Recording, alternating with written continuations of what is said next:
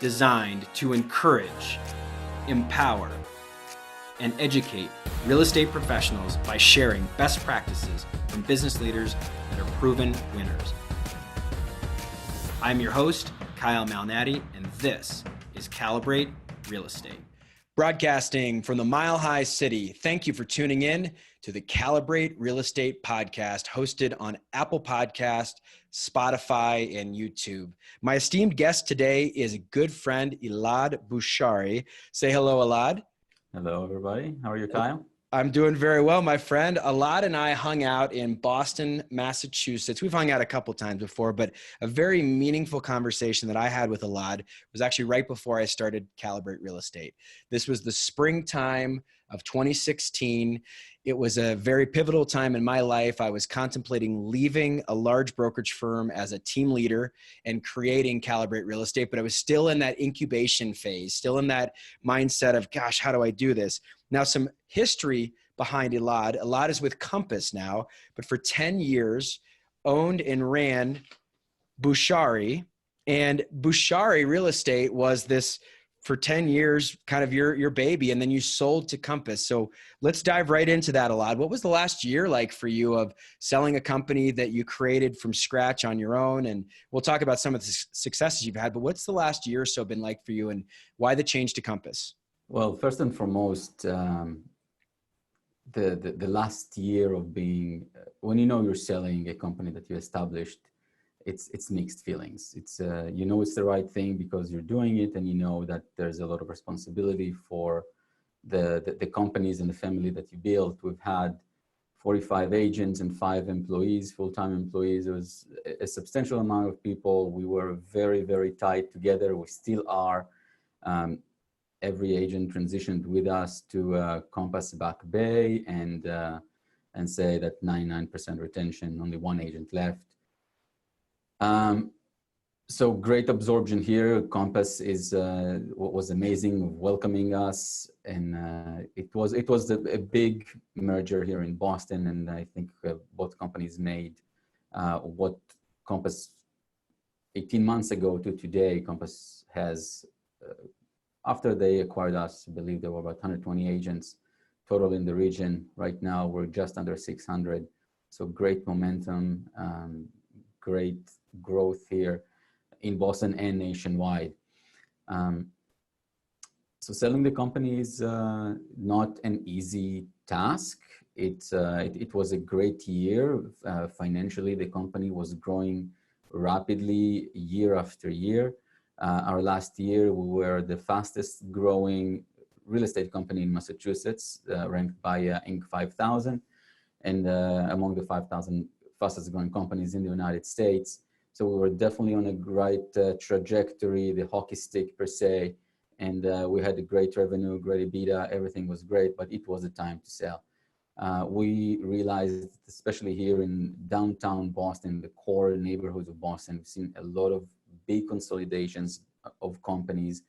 We've seen the boutique companies are acting more and more like teams, and the big platforms like Compass, Keller Williams, Coldwell Banker, Douglas Elliman, who just entered Boston, they're all acquiring and growing and providing the boutique brokerages or team leaders per se. For me, it's the same.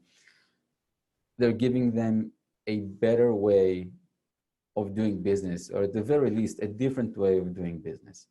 For us, it was the right time.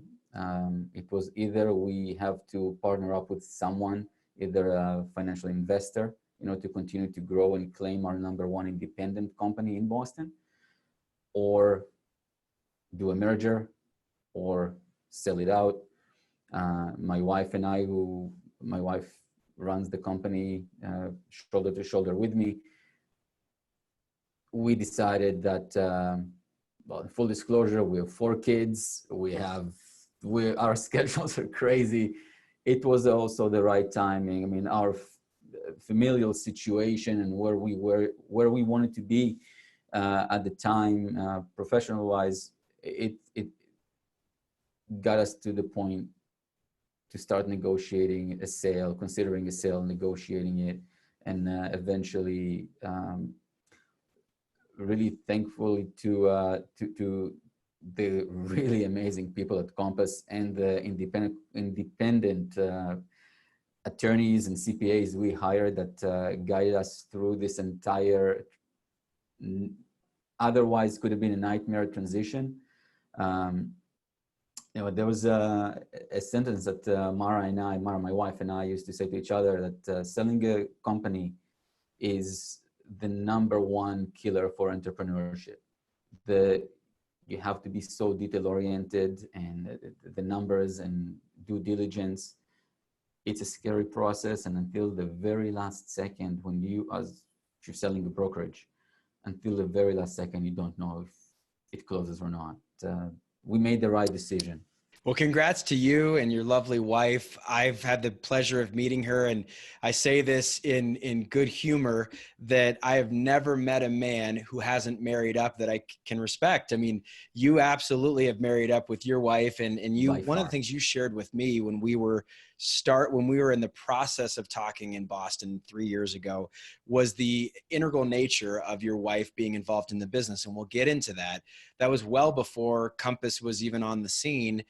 And I want to talk about Compass for a moment. Our last interview was with a guy who's also a 30 under 30. Elad was a 30 under 30 and has trained several people who've got the 30 under 30 honor. Ryan Jankula was our last interview. That was episode 89. This is episode 90 of the Calibrate Real Estate podcast. He mentioned the Compass Concierge Program, which is really a pretty cool thing that I'd never heard of before. And he described it in his business in Pacific Palisades, California, as one that gives an opportunity to, if a property is a little bit beat up, needs some curb appeal, needs some help, investment into the property, that concierge program can help him win listings by giving him the ability to actually have Compass fund some repairs, fund some different things, and then have the seller pay the Compass back at closing at 0% interest. Basically helps him get a listing, helps the curb appeal, helps everybody, and off you're going. So let's talk about some of the details of why Compass and what that meant for you. Congrats on the sale, obviously, but obviously this is something for 10 years has been your baby. And like you said, it could be the death of the entrepreneur, because now you're no longer the entrepreneur. You're now plugged into a much larger organization. Let's talk about why Compass over maybe some other brands that you mentioned before. First and foremost, it's all the DNA. The Bushari real estate DNA and the Compass DNA was and still is a 99% match. You cannot implant a heart that doesn't have a match. You cannot do that in any type of merger and acquisition. And eventually we had a discussion with quite a few companies. We had quite a few options, and we ended up with the company that would be best for our agents and for ourselves. It all came down to the question that I had to ask myself, and Mara asked me, and I asked Mara, like, if I had to build any of these companies we are discussing or negotiating with, which one would I build? And it was 1,000% Compass. We were the outsiders in Boston. I mean, look at me, wasn't born and bred in one of the neighborhoods here. I'm from way overseas in Tel Aviv, Israel. I came here with barely speaking English, coming up with a company that the name is not local at all. I've had agents telling me, like, we'd love to work with you, but who the heck is Bushari? Who knows? I mean, for the consumer, what is Bushari? Why Bushari? To be honest, we named the company this way because we could not afford any other domain. So instead, besides Bushari.com. So at $11, I bought it, and that's how we rolled with it. But regardless, it was the DNA, it was the mindset, and we also wanted to only deal with a company that is independently owned, meaning not a franchise, not a franchisee, rather, and someone who has good stability, more corporate, nationwide, a company that can give us the nationwide connection and referral network, and Compass is doing a phenomenal work in that. They're doing 2 retreats per year. Those are very educational, but most of all, they're fun to go to. Somewhat like the 30 under 30 reunions we have. So we're just happy here. It's just, this is who we are. It's not for everybody, and not everybody's will fit perfectly. It's, there's no good and bad. It's, you know, you're driving an Audi, I'm driving a BMW, someone else is driving a Ford, and there's another guy who's driving a Ferrari. There's different budgets, there's different needs, there's different wants. It's a matter of choice. Elad, you had mentioned this, and I don't want to gloss over it for the audience who doesn't know you as well as I do. Let's talk about how you got to America. Like you said, Israel, and then I remember you saying that you were in the Army actually before coming here to America. And then I think the guts that it took to name the company your name, which is not easy to pronounce. Malnati is not easy to pronounce for a lot of people. When you see it, sometimes it's hard to pronounce. And so I love the fact that you shared that, you know, the domain was there. And so we wanted to have the website and be able to buy that. But let's talk about the start, because I think sometimes what can happen is after 16 years of success in Boston, people might think that you landed on a mountaintop and that you were born with a silver spoon in your mouth and you're a rich kid that just opened this real estate company and had unlimited resources. I know that's not true. For most people, it's not true. Let's talk about the start.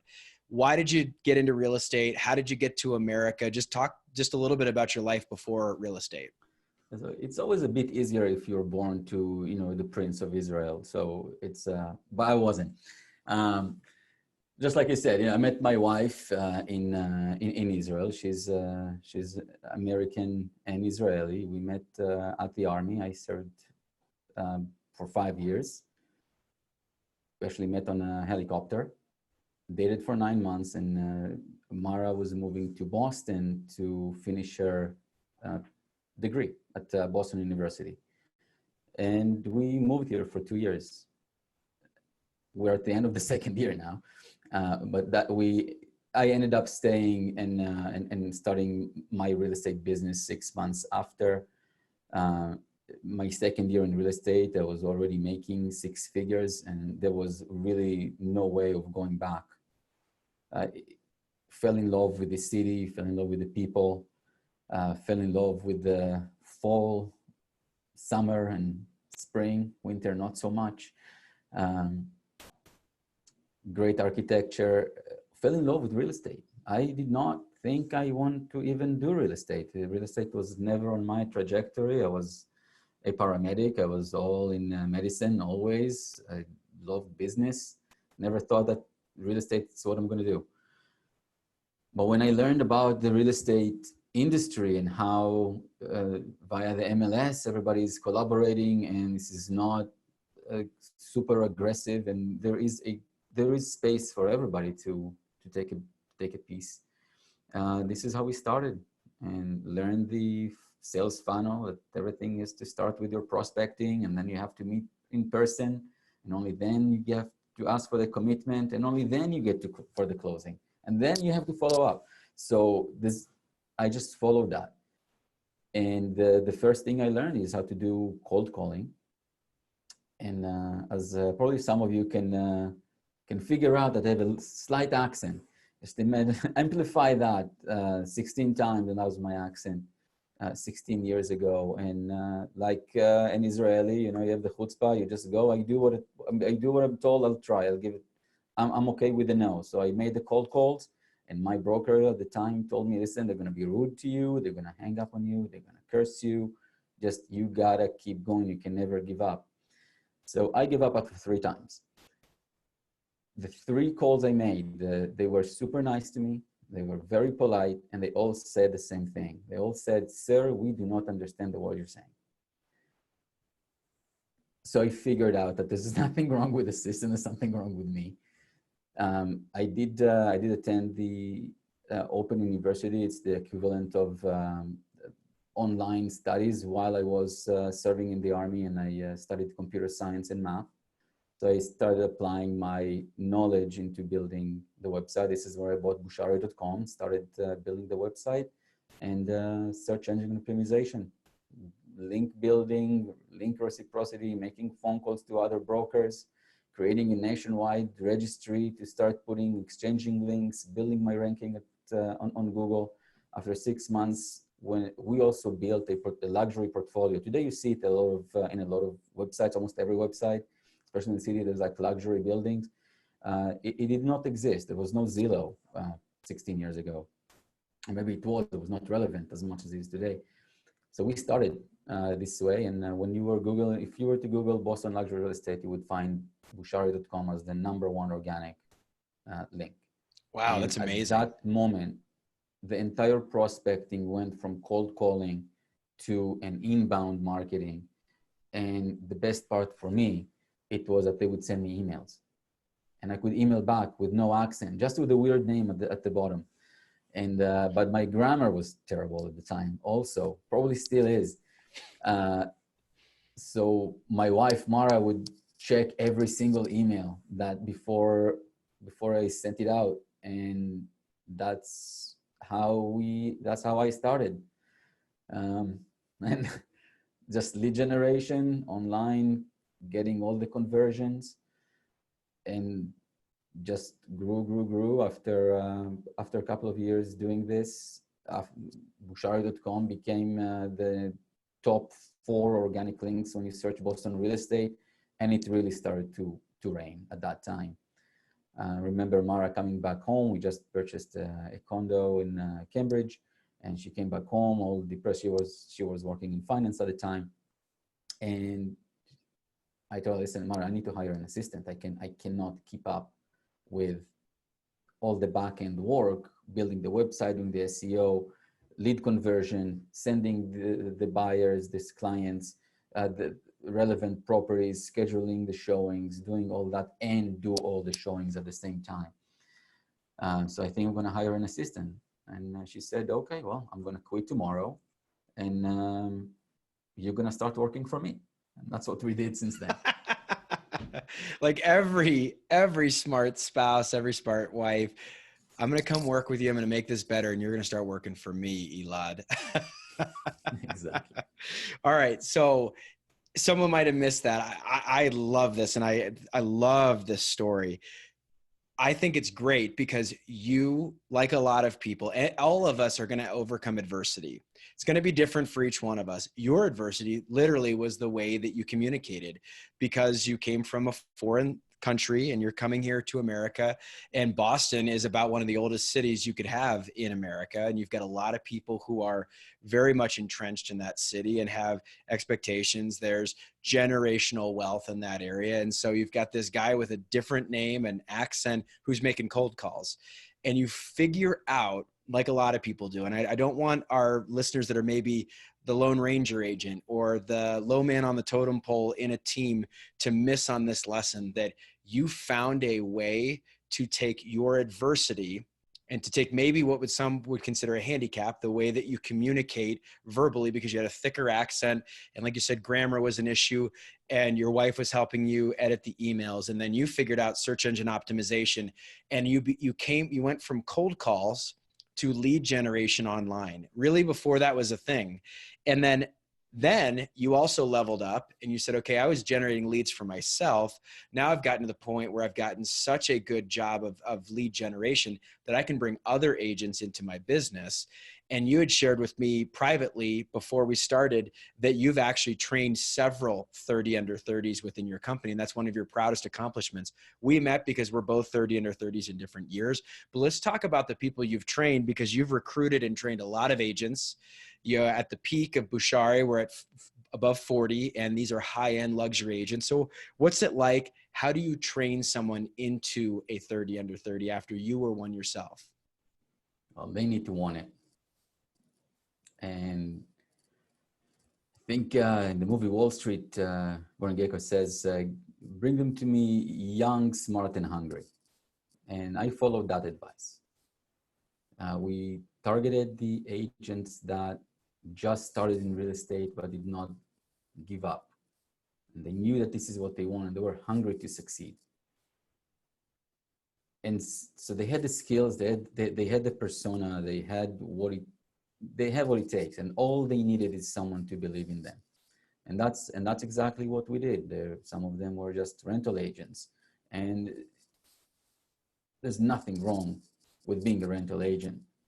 In fact, it's a great business.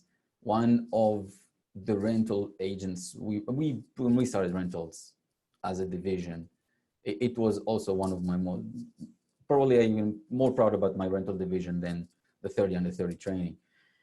We became #1 in the state, literally within 1 year. And I loved it. So the rental business was always been looked down upon, and it's such a great business. Frankly, I do not understand sales agents who, when you ask them how much this property is going to rent for, give you that look and tell you, oh, I don't do rentals. Like, you know what? If you don't do rentals, how can you even deal with investors? How can you even call yourself a full service broker? You can't. You don't know half the market, if not even more, because it's like half the rental plus all the investment. What do?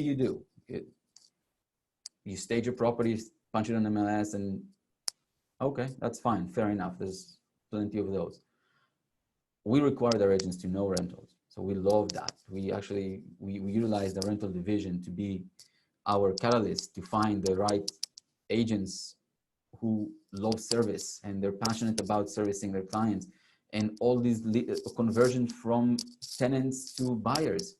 So we did classes. That's what we did. We identified these agents, we brought them in, and we had programs like B90X, which I also took from a fellow 30 under 30 in North Carolina, Alyssa.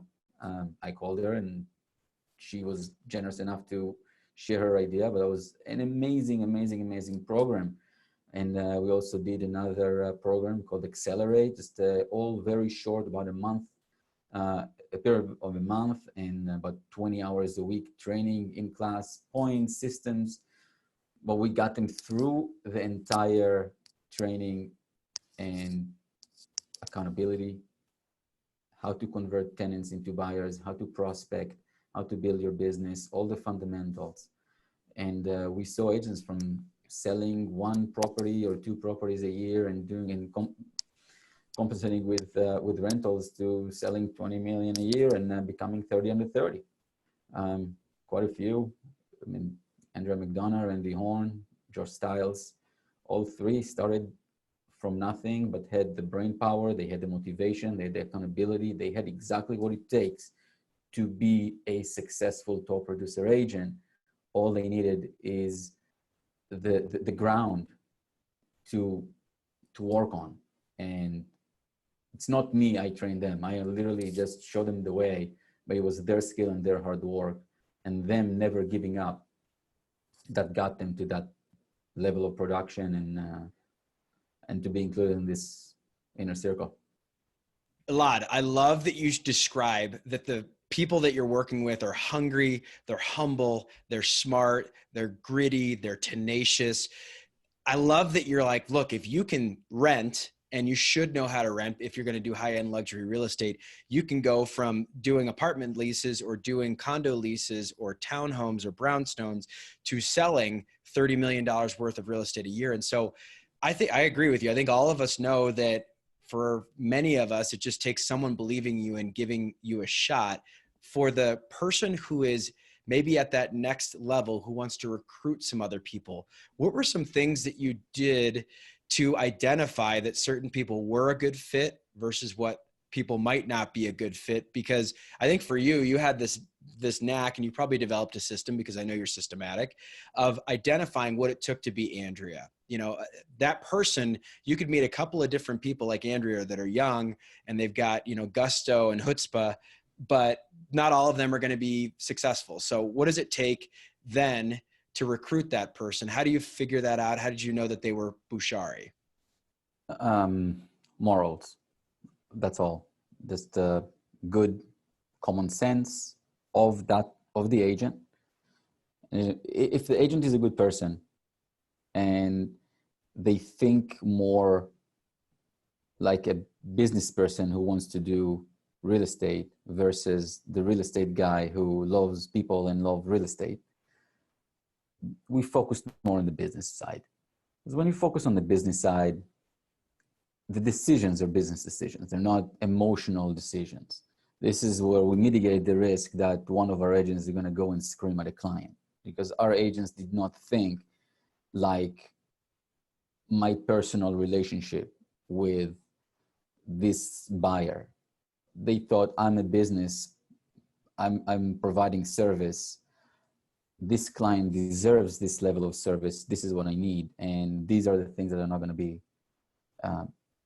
are unacceptable. And this is exactly what I should do. And even if I get fired, I need to look at it not from, even with my best friend who fired me, I have to look at it from a perspective of this is a business transaction. It's unrelated to who I am as a person. It's okay if I made mistakes as a business person. I'll pay for these mistakes. I'll hold myself accountable, and I'll move on learning, and hopefully I'll be better next time. And that's all we focused on. Because if you have that mindset, anything else can be taught. And you're not going to be good at everything else. So it's really important to identify what are these agents' strengths. And instead of telling like, oh, you're already good at it, go learn, be good at that, maximize on that strength. And help the agent to build a team and to bring someone else who's going to complete that package. It's either you're a front end or you're back end. It's either you're a people person and you love doing the showings and you're energized by it, or you love being behind the computer and you love your spreadsheets. You probably, every one of us is probably leaning towards one side of the spectrum more than the other. We all have to do both because we're real estate agents. We have 27 hats. But if you're more on the analytical side and even more the back end, and it's just being with clients is not your thing, just find that expressive personality type agent who hates numbers, but can walk the room and connect with everybody. If you're analytical, you will never have that. Don't even try.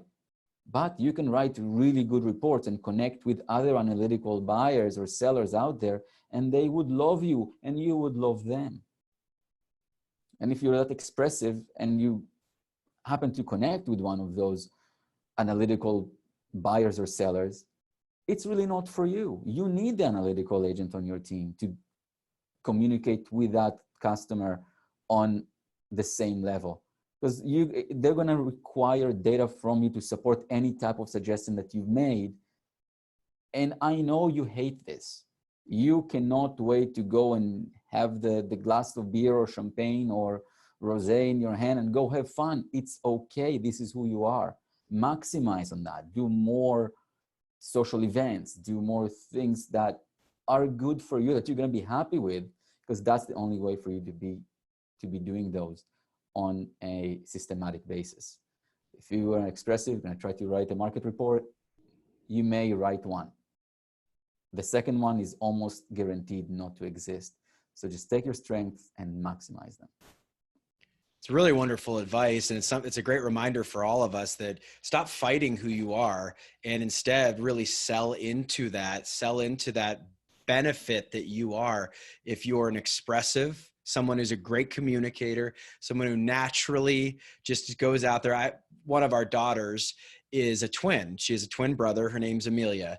And Amelia is a party waiting for a place to happen. She has never been anywhere where she can't meet a best friend, and she'll have 7 best friends, and she's just that person. That is her as an 8-year-old. She'll be that way at 18, at 48. So for her, she's going to need to probably meet a spouse that's more analytical. She's probably going to need to have people around her that help her be more analytical. Our son, Henry, and our daughter, Charlotte, they're not twins. Henry's one of the twins. Charlotte's the oldest. Both much more logical, much more analytical, very even keeled, not a lot of highs and lows. And they're going to need to have someone that's a little bit more expressive in their life.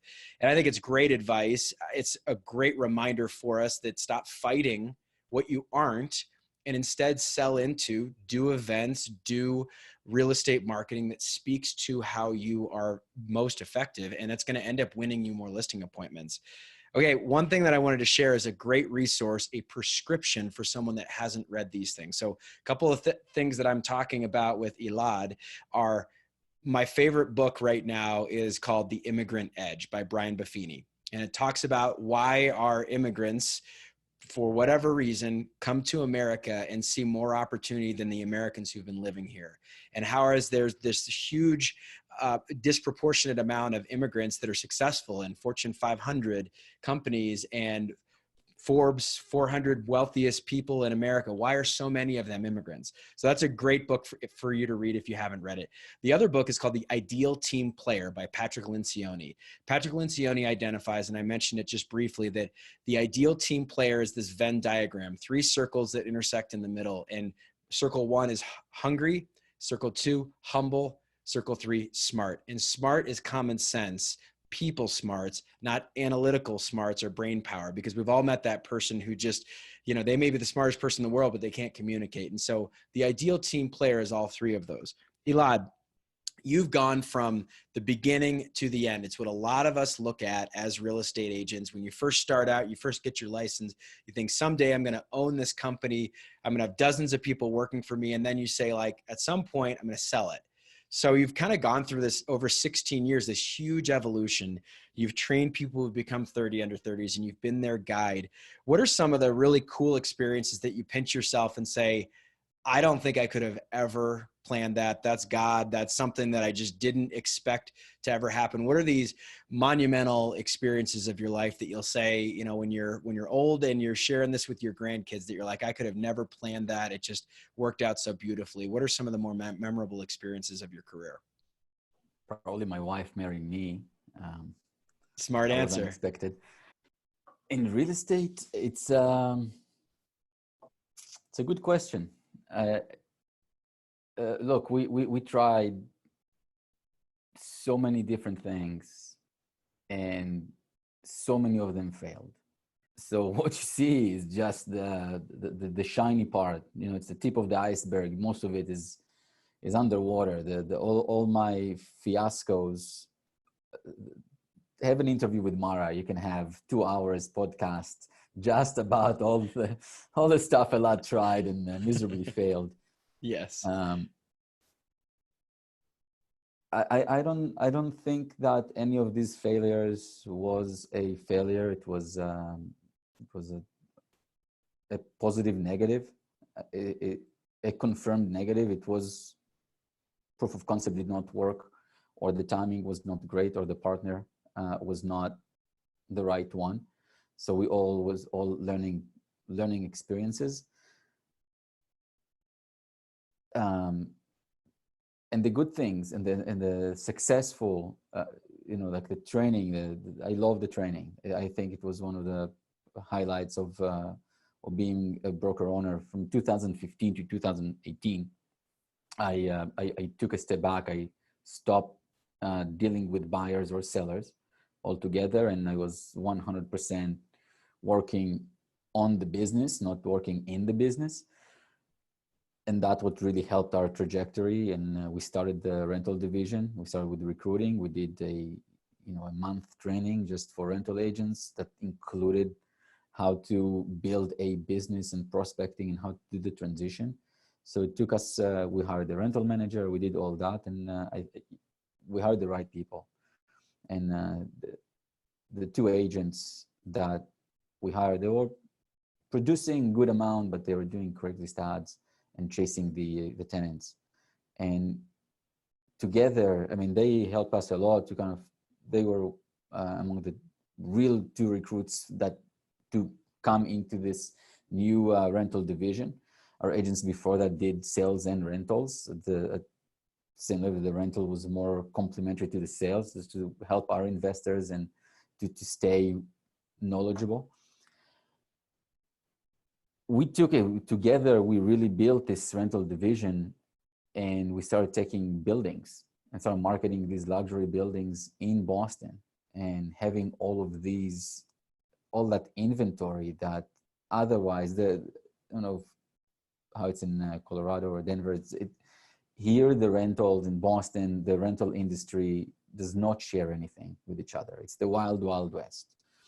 It's every neighborhood has different rules.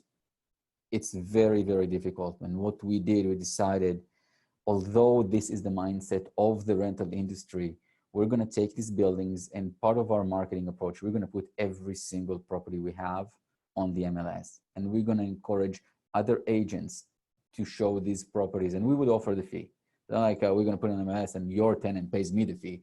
Like, we will pay you the fee. So we encourage, and we were starting, it was a game changer here in Boston. And the first year that after we established the division, we were number 2 in the state of Massachusetts. And the second year we were number 1, which with double the volume than number 2 in the state. And now Compass is number 1 by far.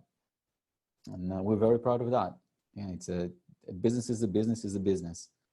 It's good in, we should strive to offer a better experience, a better customer service, not say, oh, I am only $5 million deals. I'm only doing this, or same thing, I'm only doing rentals. You should be able to do everything. It's okay to be focused. It's recommended to be focused.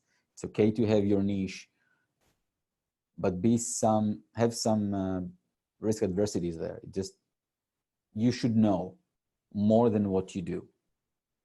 It's like, I should know what's going on in the capital market. That's what you do. If I don't know how to look at a building, at the very least understand what NOI is or what IRR is, I cannot do my job. It's like going to a pediatrician, but he's like, oh, I only do kids, but I don't deal with any type of heart. So if you faint and you need a CPR, I'm sorry, I cannot help you. We'll need to call 911 together. No, we all know it's BS. You have to know the basics, and this is the basics of real estate. You don't have to be an expert at every single thing, but definitely have the knowledge. There is so much in that answer. Yes, I love it. And if you think about, you use the doctor example, a doctor learns general medicine for years before they get into their specialties.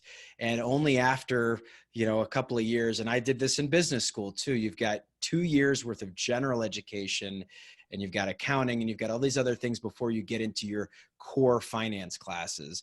So you should know, and you should be, what I like to say, versatile.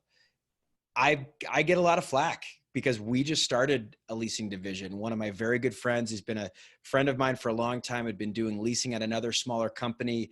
And he was feeling frustrated because he didn't have the connectivity that he needed to investors. And we were sharing a lot of leads with him already. We were referring him to a lot of our clients. Finally, we just said, hey, we should be working together. So we are going into that. And I've had a couple of people look at me that are in the investment space, say, why are you doing a leasing business? That just seems like it's very silly. It seems like it's not going to be profitable for you. And I know that it's going to be a fertile training ground for young agents. I know that it's going to be a great training ground for people that the economy is going to turn and people are going to look at renting their houses instead of being able to sell them, because that just naturally happens. It's one of the evolutions. And so for myself, and I've shared this several times on my podcast, a lot of the reasons why I do this podcast is to have a value exchange, to have a mastermind with someone like yourself that has been an expert. And it's such a gratifying thing for me to hear that you do need to be versatile. You need to be able to understand luxury real estate and the investment market. You need to understand capital markets and leasing, because to be a good business owner, you know those things. You may not know all of them as well as you know certain facets of the industry, but you need to have a general knowledge of them. And I agree with you. There are some people that'll turn their noses up at the agent that will take a smaller listing because they're like, oh, I'm only a $5 million producer. Like, that's the only type of listing that I'll work on is a luxury high-end listing. And I think as a business owner, you've got to be versatile. You've really got to be versatile. It's a great lesson. And I got to tell you, I got the best referral business I've ever got was from my smaller listings. I probably closed in aggregate way more than that, $5 or $6 million deal. That it was wham bam, thank you ma'am type of transaction. Thank you very much for the great large 6-figure commission. Do not get me wrong. Love those. However, we need continuity. The problem that we have with our business is one of them is that it's means to end. We have a relationship, it ended at the closing. This is pretty much it. Unless you're working with a developer that does that on a continuous basis, that is the end of the relationship. Now you still need to follow up and try to get the repeat business and the referrals, but your job is over in the client's mind. And the problem there is like we wake up every single day unemployed. We wake up and we go and we hustle for the job. Where do I find a job? Who is going to hire me? Interview me. Let's work together. Who do you know who might be interested in selling or buying real estate? Let's do the website. Let's go on Instagram. Let's go on Facebook. Let's advertise this. Let's go to this broker open house. Let's go to this social event. All of that. Why? Because we are hungry for these job interviews by buyers, sellers, tenants, landlords, anyone who would want to hire us. We're there on a daily basis. And if we don't do that, our business takes a nosedive. So that's a big problem. That's the reason why you need to have significantly more prospects than actual clients. And that's pretty much it. In closing, I always ask this question. It's one of my favorites, but I want to take a moment to just acknowledge something that you said earlier in our interview that I think is very important. It's very much a mountaintop for a lot of agents. They think about maybe getting themselves out of the sales process. And you had shared that you were at this point, maybe around 2015, where you had made the decision you were going to work on the business instead of in it as a buyer or listing specialist. You said, I'm going to be working and helping and training and really consulting with my own business. And that's where it really grew and scaled. Probably one of many points where it really grew and scaled. But that 2015 decision of deciding that, how'd you get there? I mean, I just have to ask from my own personal opinion, because I think all of us think about that, like, there's going to be a day where I'm not going to be sitting at the table doing a listing presentation or driving around in a car with a buyer. What revenue did you know that you were going to be there? Or did you even know and you just all of a sudden found out we got there because you could just feel it? Like, at what moment did you realize you could step back from the business and think about it more as a consultant than an actual brand within your own business? At what moment I knew I could do that? That's the main question. I can tell you now that I always knew that I have to do it. And when I started Bushari Real Estate, I always knew that for this company to be a true brokerage, I will have to stop competing with my agents. That was a no-brainer for me. And when? I think it just got to the point where, like, as soon as I could. Okay, we started in 2008. 3 months after, the market crashed. So we really built Bushari Real Estate on the on the remnants of the collapsed economy. In retrospect, it was the best thing for us because we were lean. I had a fixed cost of $1,000 a month for a 144 square feet shared office in the Back Bay in Boston. And that was it. I bought a Sprinter for $600. It was Mara, myself, our assistant that came with us, and then Andrea, who joined us as a brand new agent. There were 4 of us. We grew to 6, 7 in the same office. We had a blast. It was great. We were there for 3 years. There was a lot of one-on-one training. There was a lot of, we were a small, fun team. That was great. And as we grew, we started to take the market also became better. The lead generation started to go in a different direction. We were generating significantly more leads. I acquired bostonrealestate.com during that time. So we were able to generate even significantly more lead than the previous websites we've had. And when we knew that we can feed the agents and that we are relevant to the agents and that what we do really brings the profit, we got to the point where we said, like, we owe it to ourselves and to our agents to really build something that's going to make a difference. And we looked around also. I mean, you look at the companies that are successful, the broker is not selling real estate. You look at the companies that stay small, the broker always sells real estate. So it was very no-brainer that what do I need to do in order to get there?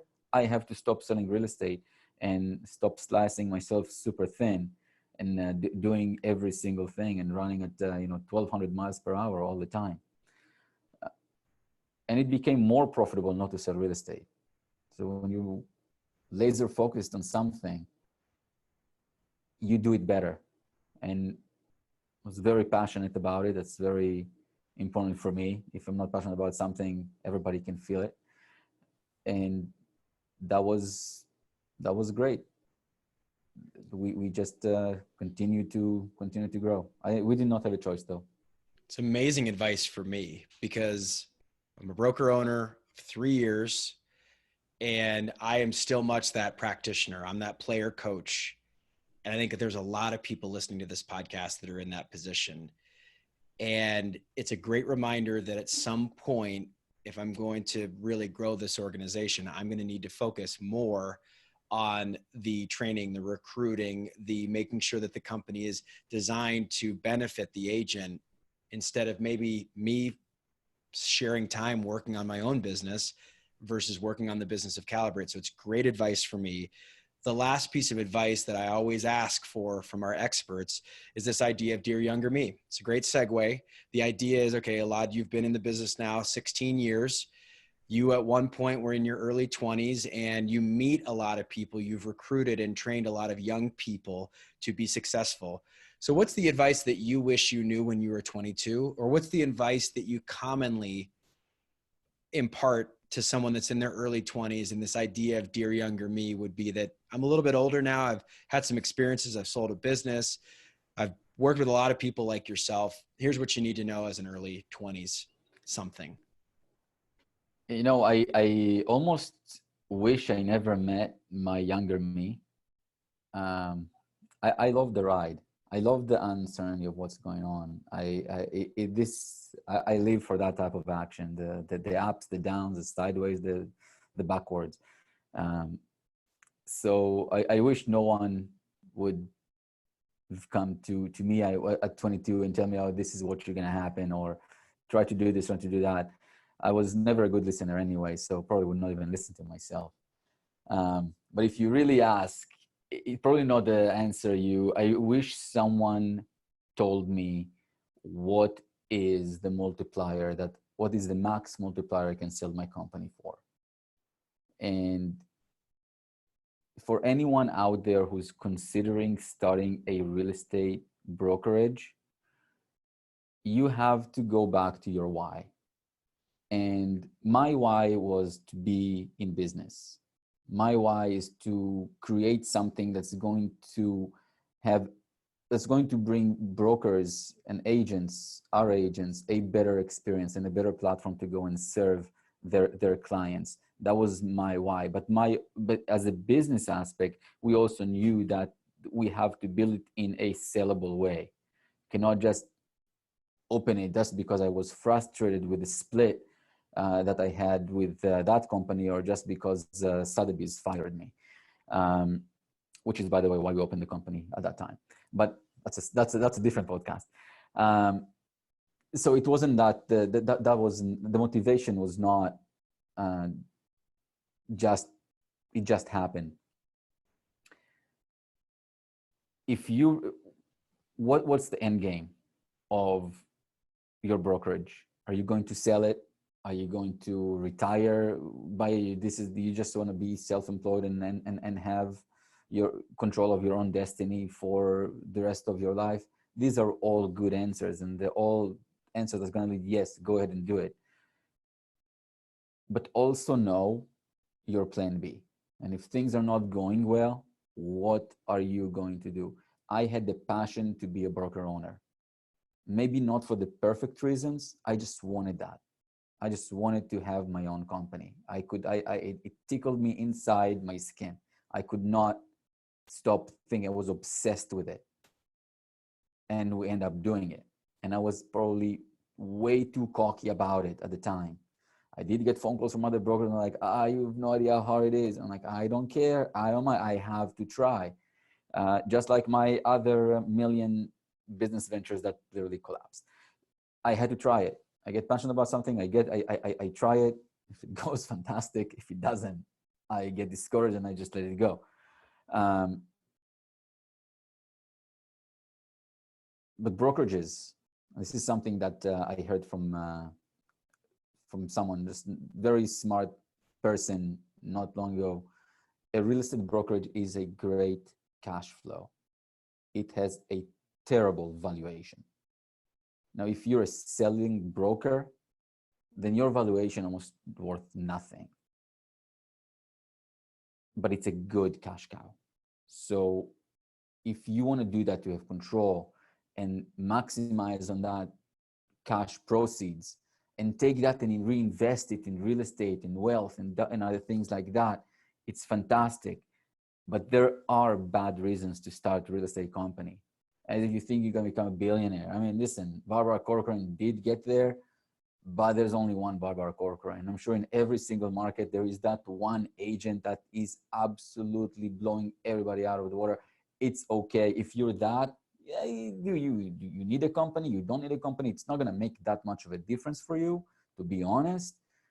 But if you're not that agent, if you're not that enigma in your market, that superstar, then also consider being a team leader and planting your business on a platform, which is what we are doing right now. And I got to tell you, not paying $1 million in fixed cost every single year is nice. Not to have to wear a suit every day is amazing. I'm actually trying. Past year, I'm trying to see how many days I'm not wearing a suit. And it's great. I had to go buy new clothes. This is pretty much it. There are good and bad reasons to open it. And it's, if you're only thinking about the sellout or I'm going to sell this business and I'm going to break the bank, look at me, I'm still working. It's a great way to end our podcast because you're right. I think a lot of people, and I was there and I am there, where I'm an avid learner, was constantly thinking about owning a business, owning a real estate brokerage, whatever that is that makes you tick, that you're like, this is just, that's that next level. And I went from, an assistant all the way to, junior broker on a high producing team, to then the top producer within that company that the senior brokers that I was working with founded the company I was a top producer at. Then I got recruited by a client that owned a real estate brokerage firm and said, let's be a minority partner. So I did that for a number of years. And I finally got to the point where I'm like, my next step is being a broker owner. And I love that you ended the podcast with the idea of purpose, with the idea of your why or your mission. And our mission at Calibrate Real Estate is that we exist to help people create generational wealth through real estate. It's a big, big mission. And it can be ported to every single agent that I work with. I want them to grow generational wealth through their own brokerage, to own rental real estate themselves. I want all of our clients to be able to pass on generational wealth to other people. And that's what keeps me going. And it's almost infinite, right? You can get to that point where maybe we sell the company decades from now, or I sell it to my kids, or they own it after me. But that is the thing that keeps me going, whether I'm doing brokerage or not. And I love that that's what you shared with your why and your purpose. Elad, this is fantastic. I knew that this was going to be a great interview because basically I was that person sitting next to you at an Italian restaurant in the north end of Boston, where it's 2016, it's April, and I'm sitting there. I'm like, I've got this idea. I want to own a brokerage firm. And you took that 3-year younger version of me and said, hey, here's some do's and some don'ts. Here's some things to think about. What are your systems? What's your value proposition? How are you going to recruit agents? How are you going to cash flow this business? How are these things going to happen? And you really got those wheels turning for me. So I'm eternally grateful. It was interesting, like a lot of things, when the student is ready, the teacher appears. Bo Mankiewicz constantly says that to me. That's an old axiom. And I was that ripe, ready student, and you were the veteran that said, these are some things you need to know about. And I am forever grateful for that. So thank you for your time then. And thank you for your time today. I appreciate it. First of all, it was my pleasure in both times, and learn as much from you as it's a great reciprocity. That's what I love about our 30 under 30 club, call it. It's always you're getting new ideas from every single direction.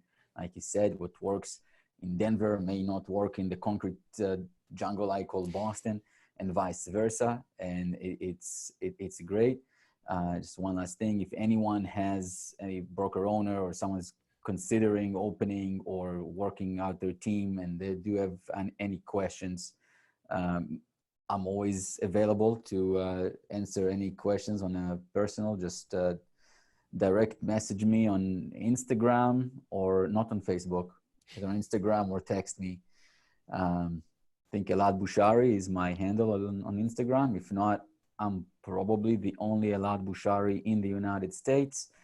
Can find me, and happy to have a discussion. It's I do remember that we did not have anyone to talk to before we sold the company. We couldn't just make a call and like, all right, you sold the company. What the fuck do I do? What do I do?